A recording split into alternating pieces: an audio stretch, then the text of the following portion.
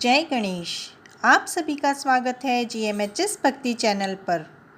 आज मैं आपको चैत्र माह की कृष्ण पक्ष की चतुर्थी को किस नाम के गणेश जी की पूजा की जाती है और पूजन विधि किस प्रकार करनी चाहिए और इस दिन व्रती को भोजन में क्या आहार लेना चाहिए, इन सब बातों के बारे में बताऊंगी।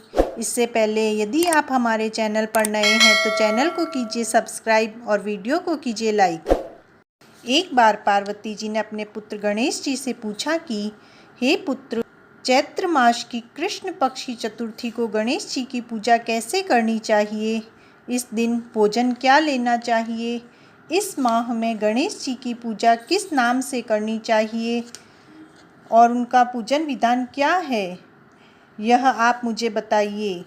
गणेश जी ने कहा कि हे माता, चैत्र कृष्ण चतुर्थी को विकट नामक गणेश जी की पूजा करनी चाहिए। सारे दिन व्रती रहकर रात को षोडशोपचार से पूजा करनी चाहिए। ब्राह्मणों को भोजन कराने के पश्चात स्वयं व्रती को पंचगव्य यानी कि गौमूत्र, दूध, दही, घी का पान करना चाहिए। यह संकटनाशक व्रत है। इस दिन शुद्ध घी और बिजोरे नींबू से हवन करने से बांझ स्त्रियां भी पुत्रवती होती है। इसका इतिहास अद्भुत है। जिसके स्मरण मात्र से ही मनुष्य को सिद्धि मिलती है, उसे मैं आपसे कहता हूँ। पुराने समय में सतयुग में मकरध्वज नाम के एक राजा हुए। वे प्रजापालक थे। उनके राज्य में कोई निर्धन नहीं था।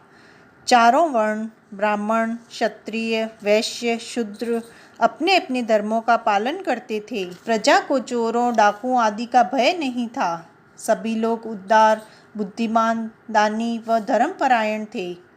यह सब कुछ होते हुए भी राजा को पुत्र की प्राप्ति नहीं हुई। कुछ समय पश्चात महर्षि याज्ञवल्क्य की कृपा से उनको एक पुत्र की प्राप्ति हुई। राज्य का कार्यभार मंत्री पर छोड़कर राजा अपने पुत्र का पालन पोषण करने लगे। राज्य का शासन हाथ में आ जाने से मंत्री धर्मपाल धनवान हो गए। मंत्री के 5 पुत्र थे। मंत्री के पुत्रों का धूमधाम के साथ विवाह हुआ और वे भी धन का उपभोग करने लगे। सबसे छोटे पुत्र की बहू अत्यंत धर्मपरायण थी। चैत्र कृष्ण चतुर्थी पर उसने भक्ति पूर्वक गणपति जी की पूजा की। ऐसा देखकर उसकी सास ने कहा, अरे, क्या तंत्र मंत्र द्वारा मेरे पुत्र को वश में करने का उपाय कर रही है? मुझे यह सब पसंद नहीं है। बहू ने कहा, मैं संकट नाशक गजानन जी का व्रत कर रही हूँ। यह व्रत बहुत ही फलदायक है। बहू की बात सुनकर सास ने अपने पुत्र से कहा कि तुम्हारी बहू कोई जादू टोना कर रही है और मेरे कई बार मना करने पर भी यह जिद के कारण नहीं मान रही। इसे मार पीट कर ठीक कर दो। मैं गणेश जी को नहीं जानती। ये कौन है? हम राजघराने के लोग हैं और हमारी किस विपत्ति को यह नष्ट करेगी? माता के कहने पर पुत्र ने बहू को मारा पीटा। मारपीट सहकर भी बहू ने व्रत किया। बहू ने पूजा के बाद गणेश जी से प्रार्थना की कि हे गणपति जी, हे विघ्न विनायक, मेरे सास ससुर को कोई ऐसा कष्ट दीजिए जिससे उनके मन में आपके प्रति आस्था जागृत हो। भगवान विश्वात्मा गणपति जी ने बहू की पुकार सुन ली और उसी समय राजकुमार का अपहरण कर मंत्री धर्मपाल के महल में छिपा दिया। उसके वस्त्र आभूषण उतार कर राजमहल में फेंक दिए और स्वयं अदृश्य हो गई। ऐसा देखकर राजा ने अपने पुत्र को पुकारा, लेकिन कोई उत्तर न मिला। राजा ने मंत्री से पूछा कि राजकुमार कहाँ है? मंत्री ने कहा, हे राजन, राजकुमार कहाँ चला गया इसका मुझे कुछ पता नहीं। मैं अभी सभी स्थानों पर खोज कराता हूँ। इसके बाद राजा ने अपने अंगरक्षकों और मंत्रियों आदि को अपने पुत्र का शीघ्र पता लगाने के लिए कहा।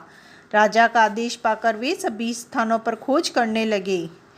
जब कहीं भी पता न लगा तब उन्होंने राजा से कहा कि महाराज, अपहरणकारियों का कहीं पता नहीं चला। राजकुमार को आते जाते किसी ने नहीं देखा। ऐसा सुनकर राजा ने मंत्री को बुलवाया। राजा ने मंत्री से पूछा कि राजकुमार कहाँ हैं?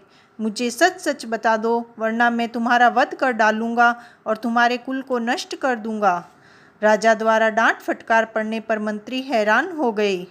मंत्री ने कहा कि राजा जी, मैं पता लगाता हूँ कि किसने यह बुरा कार्य किया है। धर्मपाल ने अपने महल में आकर अपनी पत्नी और पुत्रों तथा सभी बहुओं से कहा कि यदि राजकुमार का पता नहीं लगा तो राजा हमारे वंश का नाश कर देंगे।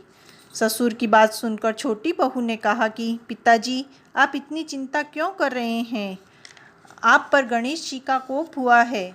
राजा से लेकर नगर के समस्त व्यक्ति संकटनाशक चतुर्थी का व्रत करें तो गणेश जी की कृपा से राजकुमार अवश्य मिल जाएंगे। मेरा वचन कभी झूठा नहीं होगा।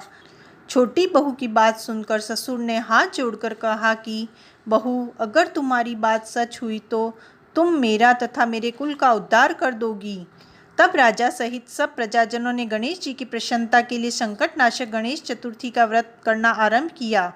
इस व्रत से गणेश जी प्रसन्न हो गए। सब लोगों के समक्ष शीघ्र ही उन्होंने राजकुमार को प्रकट कर दिया।